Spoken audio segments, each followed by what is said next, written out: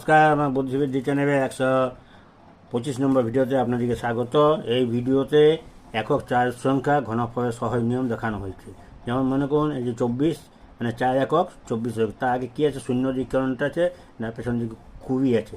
এই 20 হয় কেউ যুক্ত দ্বিতীয় মানে প্রথম মানে 24 বিযুক্ত 20, প্রথম মানে শেষ, আবার প্রথম মানে 20 মানে 24 × 3, প্রথম মানে শেষ যুক্ত 24 বিযুক্ত 20 হয় কেউ। এখানে এটা ভেঙে দেখানো আছে 8000, এখানে দেখানো আছে 24 থেকে 20 বিয়োগ 4, এখানে দেখানো আছে 20 গুণিত 24 × 3 মানে 1424, এটা যুক্ত 4 হয় কেউ। তার মানে 8000 এখানে যোগ করে 5760, এটা 4 হয় হচ্ছে 64। এটা মোট 1 3 8 2 4, এটা হচ্ছে 24 সংখ্যা ঘনফল। আর এটা নিচে দেখানো আছে 44, এটাও ঠিক তাই।